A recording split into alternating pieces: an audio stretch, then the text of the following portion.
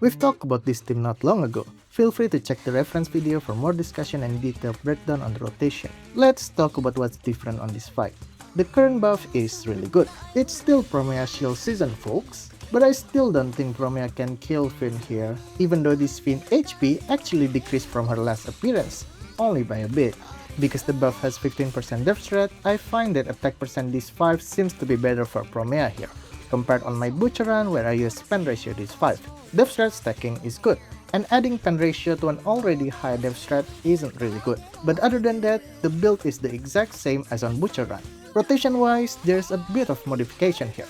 Different on the Butcher run where all the stun window follow the exact same routing, here every stun window is a bit different, but still carry the same reasoning. We'll go over on each stun window a bit later. The important part for me at the start here is to get stun 1 as fast as possible.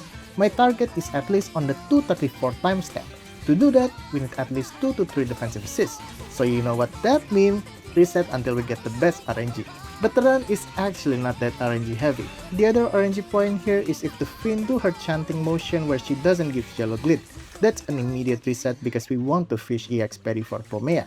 The first stun rotation is the standard rotation that we've talked about. Now the second rotation is kinda different. Rather than going to Promeia chain attack after Nanggong chain attack, here we immediately upbloom with Promeia EX specials, so that after that we can use Nanggong chain attack again. The reasoning for that is so that we can generate disables for Nanggong to use her ultimate before the miasmic phase.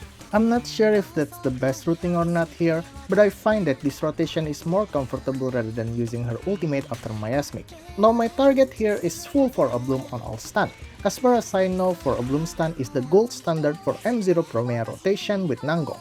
If there's 4 stun, there should be a total of 16 Bloom on the run. If you are aiming to increase your score, then the first part that you should be focusing is on your Promeia Bloom count.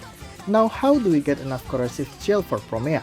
It all comes down to resource management. We've talked about it extensively on the reference video, but it's all basically boils down to this. Keep proccing Disorder without missing any, and get as much of Promeia EX Parry. As you see here, before every stun we aim to get 1 Promeia EX Parry. That's why we want Finn to give parryable attacks as soon as possible after stun recovery. And the gold mine here is the miasmic phase. Even though Promeia doesn't hit a target, if we parry Finn attack during miasmic, that's still a plus 10 corrosive chill. So of course we want to utilize that. And to do that, we have to hoard Promeia energy for the miasmic phase. That's why you see that at the beginning of stun 2, my Promeia use a hold basic rather than EX special to start the stun.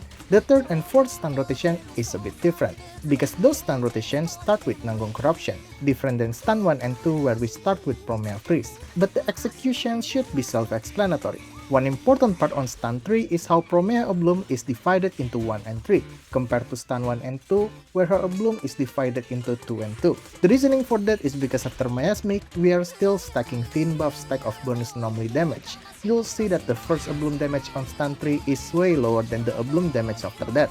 Actually, you also see the same thing happen on stun 1, where the first 2 Bloom damage is lower, only 2.6 mil, while the 2 Bloom after that gets 3.3 mil.